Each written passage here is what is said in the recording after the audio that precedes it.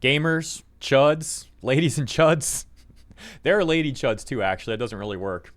Whatever, you get the point. The point is, we're gathered here on this lovely day to talk about another performative corpo who, as they say, found out.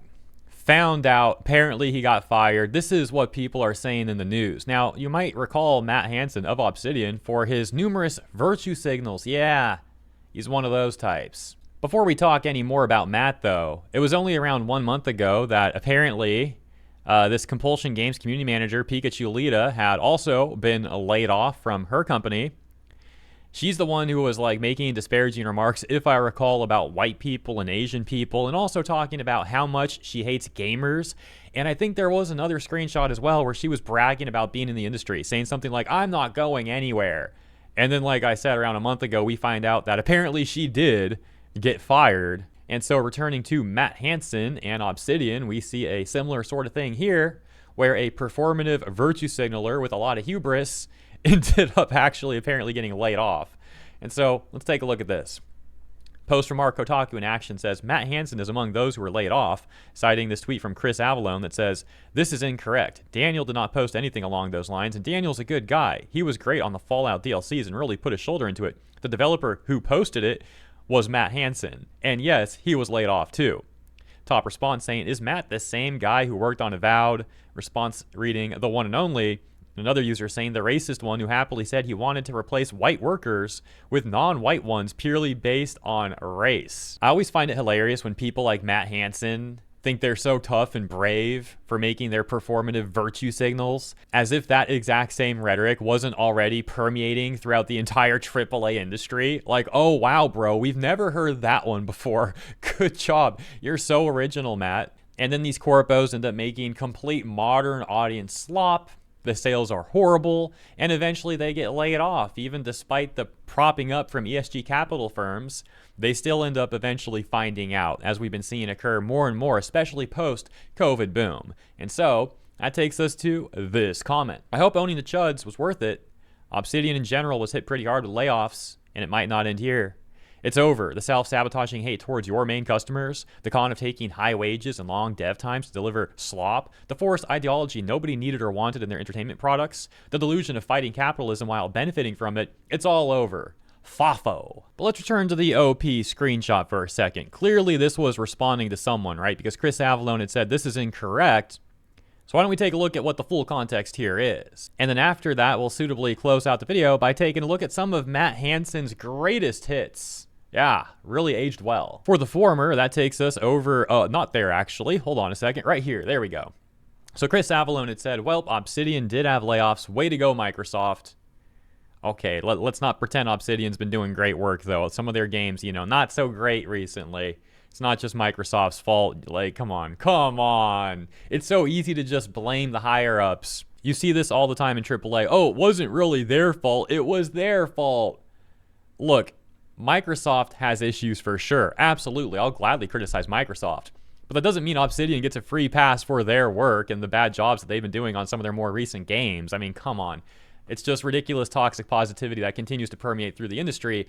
And I will make a caveat. This part is not so much the toxic positivity as much as it is the lack of accountability. Both are two big issues in AAA, but I digress. We're here for context. Let's continue. So this other person, Zero Omega, linked to a separate tweet from this person that says, pretty sure Daniel, art director, tweeted openly about refusing to hire straight white men. I hope he never works again. Which takes us to the Chris Avallone tweet that we've discussed already, where he said that's incorrect. Daniel did not post anything along those lines. The dev who posted it was Matt Hansen, and yes, he was laid off too. Learning the Law tweeting about this, saying this reads like it would be a joke, but the fact that it's not, like, it's crazy. Okay, it is a joke, don't get me wrong, but it's based off what he literally did say. So let's check this out real quick. Matt Hansen, art director for the game Avowed, has been laid off from Obsidian.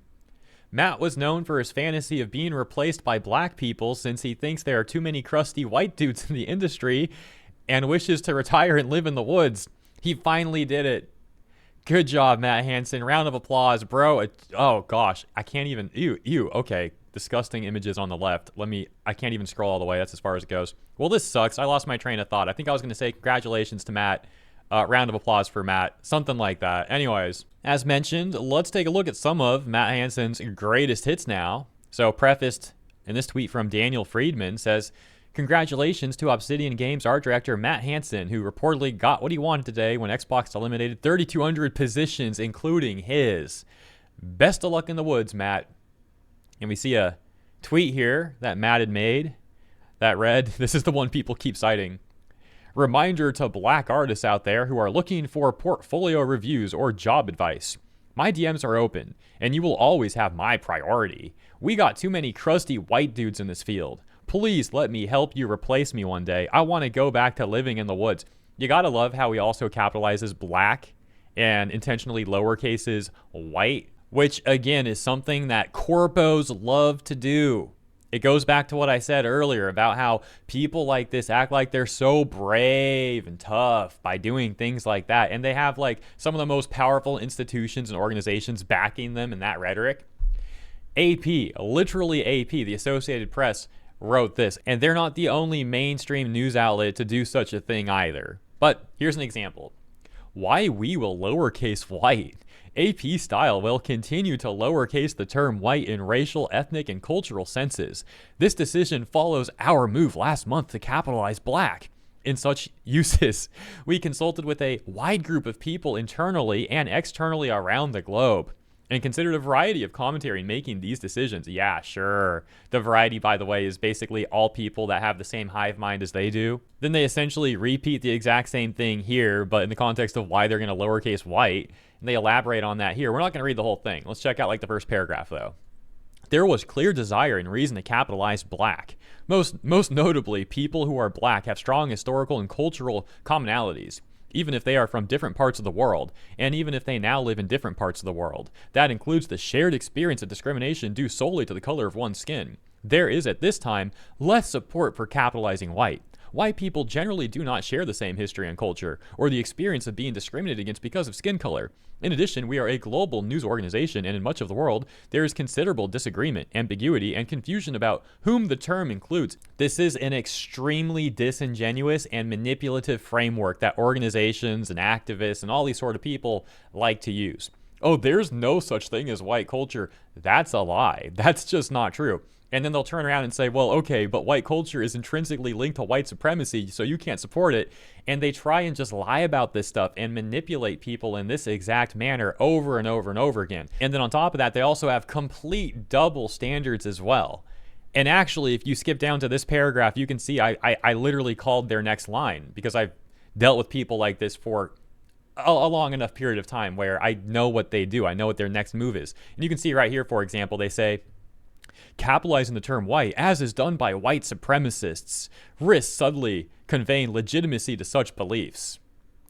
So suddenly, if you capitalize white because you want to push back, you want to be the counterculture to organizations like this and their manipulative rhetoric, they're just going to label you a white supremacist for being counterculture to their lies and manipulations and gaslighting and double standards. It could even be simpler than that. You could have someone that capitalizes black and white and whatever else, and they're still going to get mad and say, oh, but you can't capitalize white though. Again, double standards that they try and justify with a manipulative, corrupt, and disingenuous framework. I could go on and on about that and break it down even further, but you get the point. So let's go back to Matt Hansen, who, if you recall, we got to that AP article because he was one of those people that loves to capitalize black and lowercase white.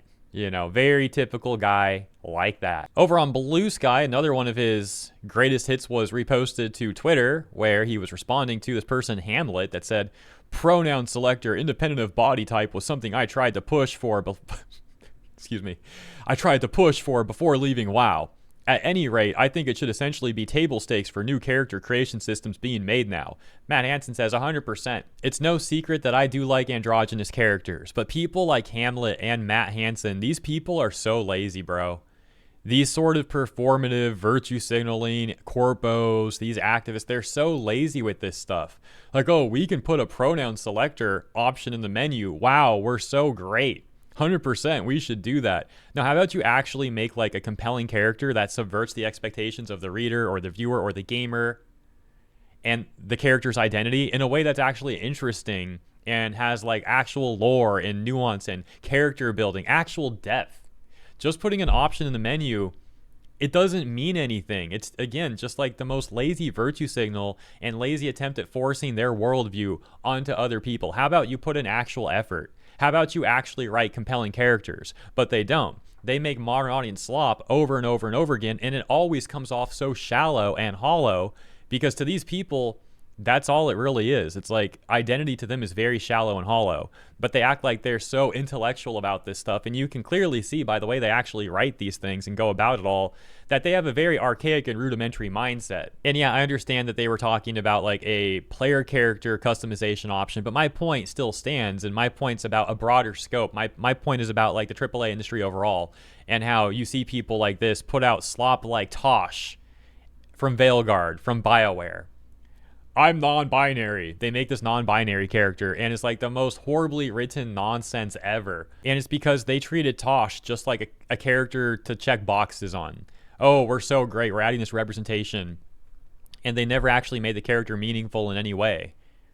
And that's what it's like with people like this over and over and over again. It's just checking boxes, virtue signaling, trying to push people to the political side that they're a part of. Anyways, I could go on and on about that. As a matter of fact, I did. I actually went on about that for like another 2 minutes, but I'm cutting that out of this video. It's a bit too much. We'll leave it there.